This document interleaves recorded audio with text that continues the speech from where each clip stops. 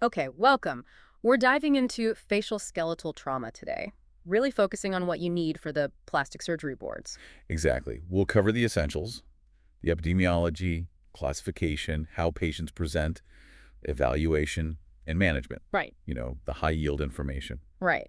Let's start with some general principles then. Maybe the epidemiology first. Sounds good. Trauma is, well, it's critically important. It's the leading cause of death for people over 40.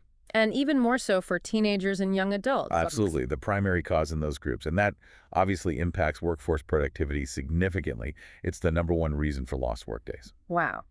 And in the US, how common are head injuries specifically? We see around 1.7 million head injuries each year. And it's worth noting alcohol is involved in nearly half of those. That's a huge percentage. And maxillofacial fractures, the ones needing our kind of intervention. Yeah, based on Maryland shock trauma data from 86 to 94, about 11% of trauma patients had maxillofacial fractures needing subspecialty care. Okay. And the physics behind it, the mechanism. It comes down to kinetic energy. Remember, K equals mv squared. Velocity is a major factor. Right, the speed of impact. Exactly. And other things matter too, like the area hit, the resistant force, the angle of the strike. Perpendicular impacts tend to cause more damage than tangential ones. Got it. Okay, let's classify these fractures by how they happen, the etiology. Assault seems to be a growing cause. It is, increasingly so. Typically, you see males aged 18 to 25 attacked by strangers, whereas females are more often assaulted by someone they know. And the numbers in the ER. About 40% of ER visits are assault-related. Of those, 30% have fractures, and 80% of those fractures involve facial bones. That's substantial. And alcohol again. Elevated blood alcohol in about 50% of those incidents, yes. Is there a common pattern of fractures in assaults? There is. Nasal fractures are the most common, then mandible, then zygoma, and then midface. Okay. What about MVCs, motor vehicle collisions? Still a major cause, again, often males 18 to 25. Yeah. MVCs tend to result in more severe trauma. You see more midface involvement, nose, zygoma, maxilla. But safety features have helped, right? Seatbelts, airbags. Definitely. Modern safety systems have cut overall injuries by over 30%. Seatbelt laws alone made a huge difference. Facial injury incidents dropped from 21% to just 6% in 2 years after they were implemented. That's a dramatic reduction. What about falls? Falls show a bimodal age distribution. Toddlers and the elderly are most affected. And the type of fall matters. It seems to. Hands-out falls, trying to bring the fall, often lead to zygoma and lateral face fractures. Whereas falling without putting hands out. That's more associated with central face and dentoveolar injuries. Okay. And in warfare. Maxillofacial injuries account for about 26% of all battle injuries, and that percentage is actually increasing compared to past wars. Why is that? Likely due to better body armor protecting the torso, leaving the head and neck relatively more exposed. Battlefield blasts causing midface fractures have a high complication rate: open fractures, complex lacerations, associated injuries. In high-velocity weapons? Injuries to the head and neck from modern high-velocity weapons carry a very high fatality rate. One more category, sports? Relatively low incidence, actually. Protective gear like mouth guards and headgear makes a big difference there. Good. So, moving to clinical significance, why is understanding facial trauma so critical? Well, functionally, the facial skeleton protects the cranium anteriorly. And of course, there's the high cultural value placed on facial appearance. Plus, all the essential functions tied to the face? Exactly. Seeing, smelling, eating, breathing, talking. It's all centered there. These injuries can be isolated or they can be part of a larger polytrauma picture. Right, think about panfacial fractures and the associated injuries intracranial, abdominal, thoracic, spine, extremities. Precisely. Although in the initial polytrauma management, ATLS, maxillofacial injuries, are usually a lower priority, addressed in the tertiary survey. They can be bloody, but rarely cause shock on their own.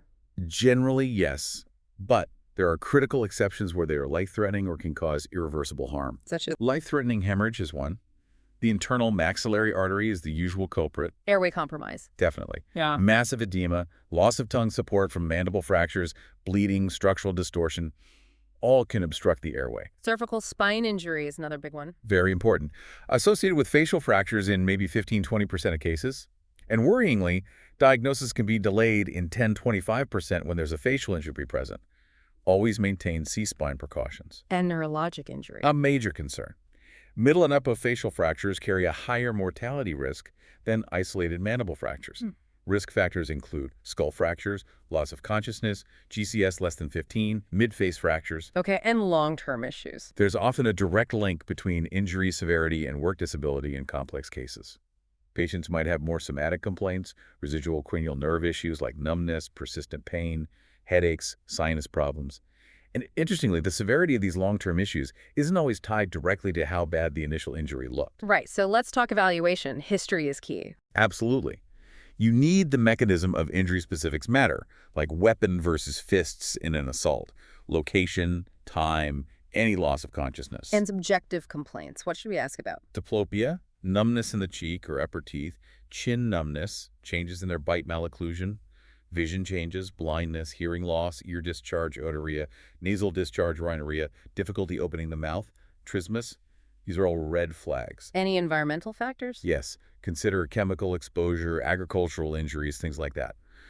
And always ask about pre-existing conditions, previous facial trauma, maybe pre-existing eye position issues like inophthalmos or bite problems. And focusing on those potentially devastating injuries during the initial evaluation, airway first. Always. Look for signs as the patient refusing to lie flat. That can be a sign of instability, maybe from multiple anterior mandible fractures, losing tongue support. When is a tracheotomy indicated? Indications include acute obstruction if intubation fails, if you anticipate needing prolonged ventilation, multiple severe facial fractures, especially with skull base involvement, or if the nasal anatomy is basically destroyed. Okay, hemorrhage next. You mentioned the internal maxillary artery. Right. Secure the airway first, then posterior nasal packing or pharyngeal packing. Sometimes immediate fracture reduction helps. If the patient's stable, angiography with embolization is an option. And if they're unstable? Then external carotid ligation might be necessary. We covered C-spine maintain precautions and neurologic injury. Assess for skull fracture, LOC, GCS. Remember, the risk is higher with mid and upper face fractures. The main goal initially is preventing secondary injury from things like hypotension or hypoxia. Keep that perfusion up. Got it. Then the physical exam itself. Preparation. Clean the patient up first. Get rid of dried blood and dirt so you can actually see what you're examining. Makes sense. Inspection, what are we looking for? Contusions, lacs, swelling, hematomas, any asymmetry, obvious deformities. Check pupil symmetry, reaction. Look in the ears, check the canals, tympanic membranes for tears, blood behind the drum, hemotympanum or CSF leakage. Then palpation. Where do you start? Usually friendly. Feel the frontal process, orbital rims, nasal bones, zygomas. Use both hands, compare sides. Feel for stepox, crepitus, deformity. Palpate over any bruises or cuts. Definitely. Looking for underlying fractures. Then go intrally. Feel the ZM, buttresses, any steps, bruising, lacerations. Check the teeth, any loose, missing, gingival tears. What about mobility? Gently check the nasal dorsum and interior maxilla for movement. Bimanually palpate the entire mandible. Look at the floor of the mouth for bruising that can indicate a mandible fracture. And occlusion. Crucial. Check how the teeth come together. And don't forget to palpate the cervical spine itself for tenderness or steps. Finally, cranial nerves. Yes. Test 2 through 12. Look for any numbness, tingling, or functional weakness. Okay. After history and physical imaging, what's the standard? CT of the maxillofacial complex, axial, and coronal planes. That's the benchmark if your exam is abnormal, especially for mid and upper face fractures. Plain films. Generally not needed for the mid-face if you have CT. Reconstructed coronals are okay only if direct coronal scans are impossible, like with C-spine precautions, but they're not ideal. 2D versus 3D CT. 2D CT is usually accurate enough for orbital floor or medial wall fractures. 3D CT is really helpful for complex Lefort fractures and palatal fractures. Ideally, you'd use both. All right. Timing of surgery. What guides that decision? The main principle is preventing or minimizing secondary injury, especially brain injury. Like any polytrauma, control hemorrhage, restore perfusion. Maintain cerebral perfusion pressure. Yes, keep CVP above 70 millimeter Hg before, during, and after surgery. Inadequate resuscitation or procedures causing hypotension are risky. The exact timing depends on the individual patient's assessment and needs. Makes sense. Let's talk fixation materials. We need good fixation for healing. Absolutely. We've evolved from wires to plates, which give rigid stability and can bridge gaps. What are the plates made of, typically? Mostly titanium or titanium alloys. They're strong, easy to contour, biocompatible. Vitalium, that's cobalt, chromium, molybdenum is stronger but harder to shape, sometimes used in mandible. Stainless steel is more historical now. What about bioabsorbable plates? They're an option, but they aren't as strong as metal, so they tend to be bulkier. The big advantage is they're radiolucent, no imaging interference later. What polymers are used? Things like polyglycolic acid, polylactic acid, PLLA, polyglycinate copolymers, they have different strengths and resorption times, Being used. primarily in pediatric craniofacial cases, to avoid issues with growth or implant migration as the child grows. And screws. Technique matters. Very much so. Drill carefully low speed, lots of irrigation to avoid heat damage to the bone. You tap the hole first, or use self-tapping screws. Self-tapping are common. Yes, they're efficient, need fewer instruments, good for thin mid-face bone. Self-drilling screws are also common. They make their own pilot hole, essentially. Okay, let's move through specific fracture types. Frontal sinus. That takes a lot of force. It does. 800 to 1,600 pounds of force. Remember, sinus development starts around age 2, adult size by 12, visible on X-ray around 8. It drains via the nasofrontal ducts under the middle meatus. Indications for treatment. Primarily cosmesis contour deformity and preventing drainage obstruction, which can lead to complications like mucocilus, How do these patients present? upper face swelling, bruising, maybe a palpable step-off or deformity. For head cuts, you might see numbness from supraorbital or supratrochlear nerve injury. CSF rhinorrhea is a big one, suggests a dural tear. Check for beta-2 transferrin. Globe displacement can happen if the orbital roof is involved. Imaging. CT again. Essential. Look at both anterior and posterior tables. Is the posterior table displaced or comminuted? Is there air in the head? Pneumocephalus? Where's the fracture relative to the orbital rim? Any associated injuries? CT doesn't directly show duct injury, though. So management depends on the Contour deformity, CSF leak, likelihood of duct obstruction, and how bad the posterior table involvement is.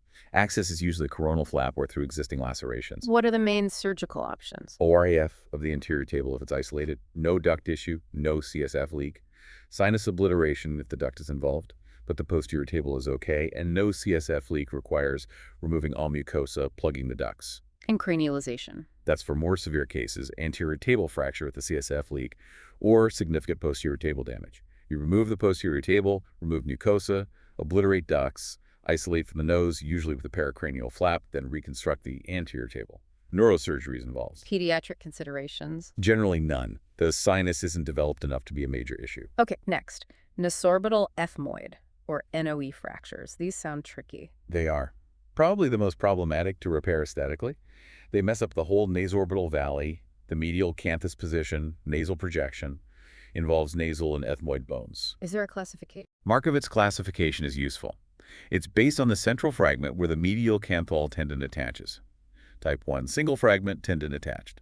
Type 2, comminuted fragment, tendon attached. Type 3, severely comminuted, and the tendon is detached or avulsed with a small fragment. Access. Coronal flap again? Usually, or through large lacerations if present. Presentation includes telecanthus widening between the eyes, though it can be subtle in type 1. Loss of nasal height, periorbital bruising, swelling, maybe step-offs at the rims, subconjunctival hemorrhage. What do you look for on CT? Axial and coronal are essential. 3D helps. Assess comminution, especially around the canthinae. Orbital involvement. How far back is the nose pushed? Is the frontal sinus involved? Treatment goals. Restore the intercanthal distance, get that nasal projection back, fix the internal orbital structures. Requires wide exposure, reduction, and stabilization with low-profile metaplates. Often need cranial bone grafts for nasal height. Medial canthal fixation, usually with transnasal wires, is critical in type 2 and 3. Minimize hardware right in the valley itself. Good soft tissue redraping is key too. And in kids? Focus on reduction and stabilization. Dorsal grafts usually reserved for severe cases or older kids. Resorbable plates can work. Counsel parents about potential growth issues since the septum is a major growth center. Got it. Simpler, perhaps nasal fractures? Most common facial fracture. By far. Can be isolated or part of bigger injuries. Always check for an NOE component. Post-traumatic deformity is common, maybe up to 50%. Accurate diagnosis and reduction, including the septum, are key to minimizing this. Septal fractures are often missed. Frequently, and that leads to late deformity. Also crucial, identify and drain any septal hematoma immediately to prevent cartilage necrosis and saddle nose deformity later. Presentation. Obvious deformity, swelling, maybe a cut, nosebleed, crepitus, tenderness. Check the septum carefully for deviation or hematoma. Imaging needed. Usually it's a clinical diagnosis. You can assess after swelling goes down. CT isn't needed for isolated nasal fractures, poor resource use. Plain x-rays, limited value. Treat. Anatomic reduction of the bones and the septum. External elevators, internal elevators like the Goldman for the septum. Goal is preventing late deformity. Okay, let's talk orbital fractures. Can be isolated or part of complex fractures. Right. 7 bones make up the orbit. Thinnest parts are the medial wall, lamina, papyracea, and the floor. Blowout fractures, isolated floor medial wall. Yeah, typically from increased intraorbital pressure or buckling forces from a blow to the rim. If untreated, they can cause dystopia that's vertical globe malposition or inophthalmos, where the eye sinks back. Why does that happen? Loss of bony support, increased orbital volume, disruption of the ligament system, soft tissue changes over time, Clinical signs. periorbital swelling, bruising, step-offs if the rim is involved. Subconjunctival hemorrhage often means periosteal disruption. Limited eye movements. True entrapment is rare in adults, often just swelling, but needs prompt assessment, especially in kids. In ophthalmos, or sometimes exophthalmos initially, diplopia, inforbital numbness. CT, axial and coronal, essential. Assess defect location and size. Soft tissue windows can show herniation or entrapment. Treatment goal is restoring volume and contour. When do you operate? Decision based on defect size and presence of an ophthalmos or persistent diplopia, often observed for up to 2 weeks as swelling resolves. But you need to make the call within that window because scarring makes later repair much harder. General guidelines for surgery. Small defects, maybe less than 1 centimeter, might not need surgery if asymptomatic. Large defects often get fixed regardless of symptoms because the risk of late ophthalmobose is high. Surgical approaches to the floor. Subtarsal, transconjunctival, maybe with a canthotomy or subciliary. Subciliary has the highest risk of ectropion. Transcaruncular approach gives access to the medial wall. Complication rates. Transconjunctival generally has the lowest complication rate, mainly entropion. Subtarsal aims to preserve nerve supply to the pretarsal orbicularis.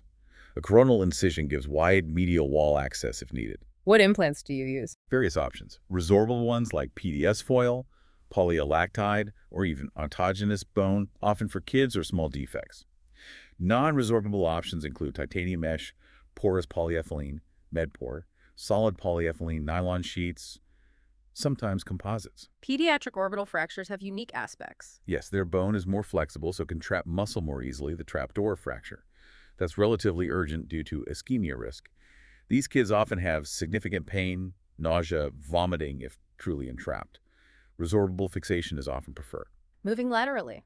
Zygomatical-maxillary complex or ZMC fractures, tripod fractures. Yeah, though technically it articulates at 4 points: frontal, maxillary, sphenoid, and temporal bones.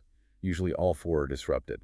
The zygoma gets displaced in 3D space, AP, vertical, horizontal. So accurate reduction is critical. Yes, you need to check at least 3 articulations intraoperatively. We classify them as low energy, non-comminuted, versus high energy, comminuted at the articulations. High energy needs wider exposure. Goal is no residual deformity. Ideally, complications from lower lid incisions can sometimes be a giveaway later. You only expose the orbital floor if you plan to reconstruct it, not just to look. Clinical presentation. Flattening of the cheekbone, step-offs you can feel at the orbital rims, the arch, the ZM buttress, inophthalmos or dystopia, infraorbital numbness, trismus is possible. The corner of the eye might slope downwards. CT findings. Axial and coronal again. Assess comminution, high versus low energy. Look at rotation. Is it pushed in or out? AP projection, lateral orbital wall position. Does the floor need fixing? Treatment, usually ORF. Typically, yes. Open reduction, internal fixation. Though very minimally displaced ones might be stable after just reduction. How do you approach low-energy ZMC fractures? Usually an intraoral incision for the ZM buttress and an upper eyelid crease incision for the ZF suture line, maybe ZS. The ZS articulation is key for rotational alignment. A Carroll Gerard screw helps control the bone during reduction. Stabilize ZF first for height, then ZM, maybe ZS. Lower lid incisions only if the floor needs work. And high energy. Needs wider exposure, maybe coronal flap to see the temporal articulation. Orbital floor reconstruction is more common. And critically, you must resuspend the cheek soft tissues to prevent sagging later. Pediatric considerations for ZMC. Watch out for developing tooth buds near the ZM buttress when placing screws. Resorbable fixation is a good option here too. What about isolated zygomatic arch fractures? Mostly just an aesthetic issue, a dent in the side of the face. Rarely it can impinge on the coronoid process of the mandible and cause trismus. Presentation and treatment. Palpable dent, maybe trismus. Simple ones can be elevated via a Gillies approach, small incision in the temple, elevator pass deep to the fascia. Severely comminuted ones might need grafting, usually no fixation needed. The keen intraoral approach is another option. Okay, let's move to the maxilla itself. LaFour fractures. Right. The maxilla is the core of the midface, holds the sinus, upper teeth. Strength comes from three buttresses: nasomaxillary, zygomaticomaxillary, and pterygomaxillary. That pterygomaxillary junction is good, strong bone for fixation. Classic. Dental veolar just involves teeth and supporting bone. Then the classic LaFour patterns. LaFour, the horizontal fracture, separates the tooth-bearing part from the midface through the piriform aperture to pterygoids. Upper jaw is mobile, LaForza. pyramidal shape. From the nasal bridge down the medial orbital walls, across the infraorbital rims near the ZM suture, back to the pterygoids. The central midface, including the nose and upper jaw, moves as one unit. And LaFour the third. Craniofacial disjunction separates the whole facial skeleton from the cranial base. Fracture goes high across the nasal bridge, through the orbits, medial wall, floor, lateral wall, zygomatic arch, and high across the pterygoids. The entire face moves. How useful is the classification clinically? It's good for description, but patients often have combinations of these patterns, rarely a pure LaFour the dead or 3-5, so its strict utility is somewhat limited. Clinical signs of maxillary fractures. Facial swelling, periorbital bruising, nosebleeds. Malocclusion is key, often an anterior open bite because the maxilla gets displaced down and back. Tenderness over the buttresses, crepitus, mobility of the maxilla, palpable step-offs. Imaging. CT again? Yes, Yeah. axial and coronal. Look for comminution. Any split down the middle, sagittal fracture, pterygoid plate fractures are definitional for LaFour patterns and determine the levels of injury. Treatment goal. Restore normal occlusion. That's paramount. How do you manage different types? Dental veolar, usually arch bar stabilization for 4-6 weeks, plus dental consult for avulsed teeth. LaFour fractures need ORIF. Closed reduction with MMF alone isn't adequate, leads to facial lengthening. So, ORF procedure for LaFour. Apply arch bars to both arches. Expose via a circumvestibular incision. Mobilize the maxilla, get reduced passively into place, then put the patient into MMF. If it won't reduce passively, you might need to do an osteotomy at the time of repair. Fix with miniplates, 1.5 or 2.0 millimeter to stable buttresses like piriform rim and ZM. Key point about reduction. Must achieve passive reduction before locking into MMF. Otherwise, you can distract the mandibular condyles from the fossa, leading to malocclusion later. Pediatric maxilla fractures. Same principles, but technically harder. Arch bars are difficult with mixed dentition. Tooth buds are a concern for screw placement. Panoramic X-ray helps locate developing teeth. What about panfacial fractures? Multiple regions involved. These are complex, upper face, midface, mandible, all fractured. No stable reference point. You need a systematic approach. Common strategies? Often bottom up. Fix the mandible first to create a stable base. You need at least one intact or well-reconstructed condyle for vertical height, then maybe top down or outside in. Fix the zygomas for projection, then connect down from the stable frontal bone to the maxilla. LaFour to eye-level fixation is often last. Perfect reduction possible. Often difficult due to the severity. But if you establish the key determinants, mandibular base, vertical height, AP projection, subtle malreductions higher up might be tolerated. Okay, let's touch on some associated conditions. Temporal bone trauma. Signs include CSF otorrhea, facial palsy, blood behind the eardrum, hematympannum, battle sign bruising behind the ear appearing later. Fracture patterns. Longitudinals are most common, 80 to 90%, associated with conductive hearing loss, 67%, and facial nerve injury, 20%. Oh. Transverse fractures are less common, but more likely to cause facial nerve injury, 40%, and complete sensorineural hearing loss, 100%. Complications. Facial nerve. Paresis occurs in 10–50%. Incomplete palsies usually don't need surgery. Immediate complete palsies suggest exploration. Delayed palsy with nerve degeneration on testing might warrant exploration. Prognosis for delayed palsy is generally good. Hearing loss. Transverse fractures often cause total loss. Longitudinal often cause conductive loss, which might improve unless the ossicles are disrupted.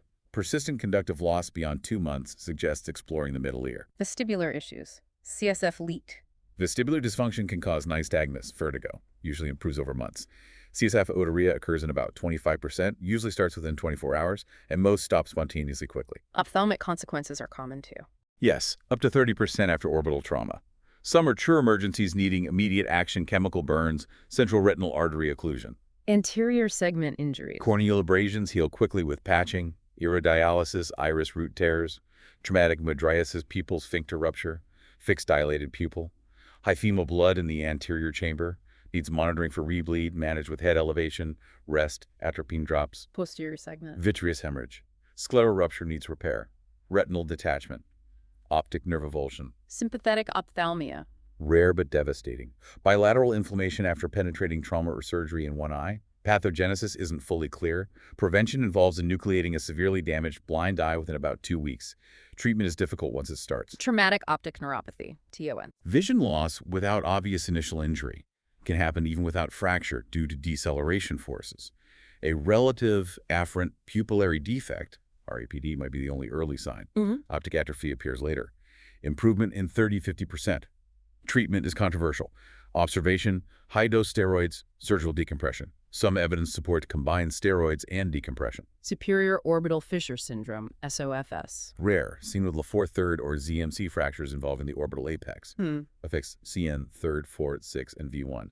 Signs, ptosis, proptosis, fixed dilated pupil, ophthalmoplegia, V1 numbness. Treatment involves reducing the fractures. Steroids are controversial. Orbital apex syndrome. Similar to SOFS, but includes optic nerve involvement, so vision loss is present. Traumatic carotid cavernous fistula. A fracture tears the internal carotid artery wall within the cavernous sinus, creating a shunt. Symptoms appear days later. Proctosis, postal tinnitus or brute, severe redness and swelling, chemosis, CN346 palsies. CT shows a dilated superior ophthalmic vein. Diagnosis is by angiography, can close spontaneously but may need surgical ligation or endovascular coiling. Great overview. So just to recap some key take-home points for board preparation. Absolutely. First, always identify pre-existing conditions. Many ER patients are repeat visitors for trauma. Second, cleanse patients thoroughly before examining them properly. And on imaging. Remember that reconstructed coronal CTs are only acceptable if direct coronals are impossible due to C-spine injury. They are not equivalent. Excellent. Well, that covers a lot of ground on facial skeletal trauma. Hopefully this deep dive into the core principles in management has been helpful for your board preparation. Yes, it's a complex area, but understanding these fundamentals is crucial for optimal patient outcomes.